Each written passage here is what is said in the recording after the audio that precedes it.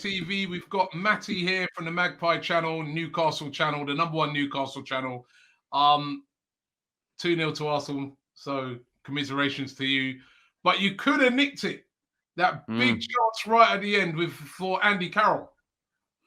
Yeah, mate, that was it. I mean, I thought it was going to be... I joked in the preview on your channel, 1-0 Andy Carroll, and I actually put the heart was saying 1-0 Carroll, the head was saying 2-0, so I was kind of right overall. Didn't expect it to go to extra time, but Carroll had the chance right after the half-time whistle, and then he had a big one right at the full-time whistle. So he had two massive chances, Andy Carroll, for a snatch and grab, which is, you know, Newcastle have been labelled snatch and grab mags under Steve Bruce, under Brucey Ball. And the tactic nearly worked tonight, but as a fan, it's not what you want, is it? Just to rely on nicking a goal like that when I think we could have took the game to use a bit more. Yeah, you know what? We were doing a live stream, and I was saying that I just feel, why are Newcastle so negative? Then they've got good players.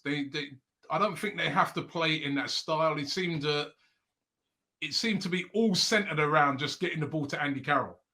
And Andy Carroll's physicality will either get a second ball for somebody or he can somehow scramble the ball over the line. But I was like, they've got better players than that, Newcastle.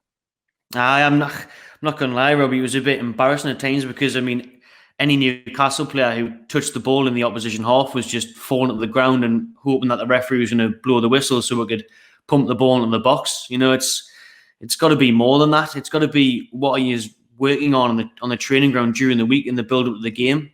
Absolutely nothing. Do you know what I mean? What's Bruce and the coaching staff getting paid for? Because anybody could get chucked on and work on that in training. It's not good enough, and it's something that needs worked on massively. And I think we're lucky that Arsenal didn't get out of second gear until extra time. The game turned on the decision by the referee not to send off Emile Smith-Rowe. What did you make of that? Did you on reflection, when you saw it back on the VAR, did you think it was a red, or did you think it was the right decision not to send him off? Nah, I think it was the right decision to revert it to a yellow card, because in real time I thought it was a red. I thought buzzing, really pleased that the bright talent that is Smith-Rowe was off the field and we could make that extra man count. But when you see the replay, you see there just wasn't enough of a follow through. There wasn't enough of a contact. It was late, and I actually felt for Smith-Rowe a bit, because you could see he looked devastated, didn't he, when the red card got brandished. So it was the right decision to turn it back to a yellow, unfortunately for us. But we could have done with that red card. We could have done with the likes of Saka and Lacazette not coming off the bench. But Smith-Rowe was bound to score the deciding goal, really, wasn't he, after staying on the pitch after that. And what about there was also a penalty shout when Aubameyang went through. I think VAR, they said VAR looked at it but said nothing doing. What did you make of that? Was you a bit nervous when that happened? Oh, I'm actually surprised that didn't go to VAR for a bit longer, because when he's at first, we're on the watch along, we're all shouting, dive, what's he playing at, get up, and then you see it and you think, ooh, bit of a sticky one, that, you know. Clark sticks his heel out a little bit there, and he invites the danger. He invites a call to VAR. Then we've seen them given. I mean, if we were playing Man United, that's Bruno Fernandes stepping up and taking a penalty there. So I think we're lucky in the end that didn't go to for a thorough check at VAR, but thankfully it didn't. Not that it mattered in the end, but probably a penalty, to be honest. Are you obviously? I mean, sounds like a stupid question to ask, but are you really disappointed in it? Because Newcastle, for a team of Newcastle's stature and size, it's going to be yet another year without winning a trophy.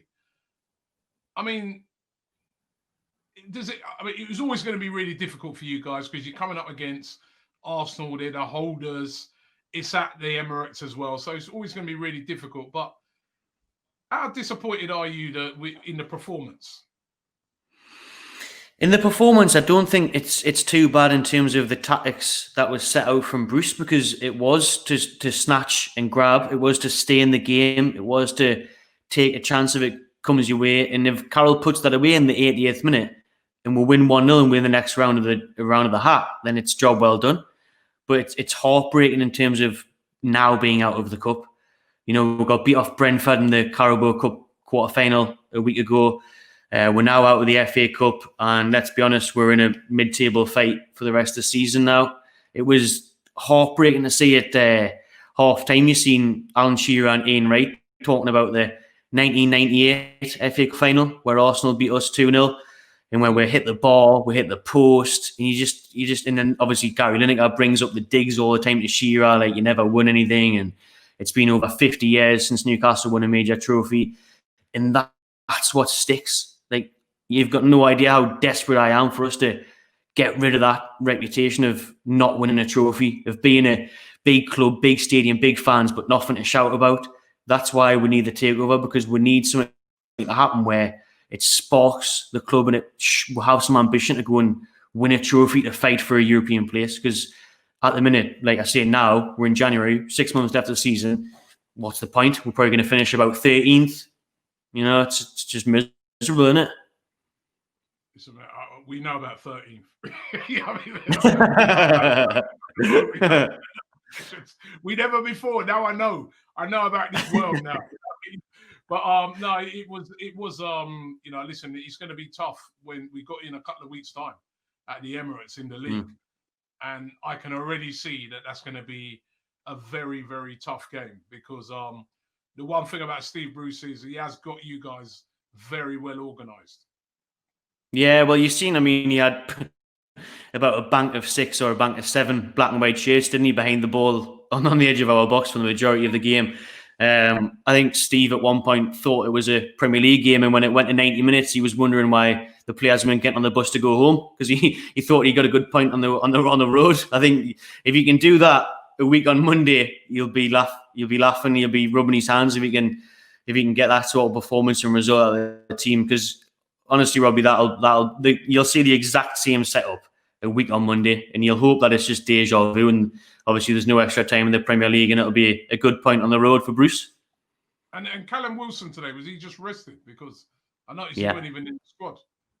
Yeah, just completely rested. I think he's obviously it's a bit of a quick turnaround for Newcastle. They've obviously got a big trip to Bramall Lane on Tuesday night, 72 hours until we face Sheffield United, who are obviously going to be dead up for it. They'll be fancying their chances. Wales' job on the line. He'll be wanting to get their first win of the season. So our main man, our hit man, Wilson's rested for that one. So he's going to be huge. So hopefully he'll play at the Emirates next week, because I think if he was where Carroll was tonight, we would have got through.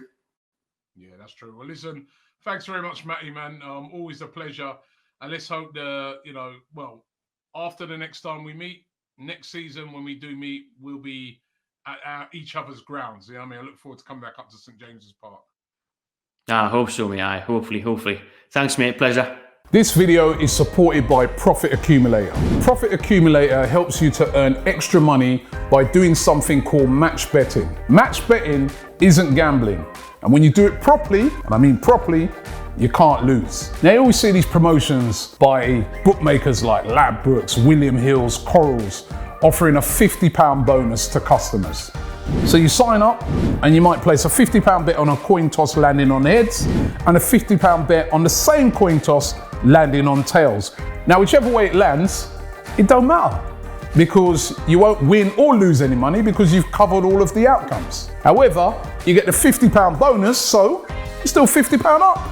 Now, lots of people try to do match betting on their own, but it's very time consuming and not always easy if you don't know what you're doing. That's where Profit Accumulator come in. Even if you don't know anything about sports, they walk you through everything step by step, showing you how to accumulate money into your bank account. So get involved right now. Click the link in the description and sign up to Profit Accumulator right now.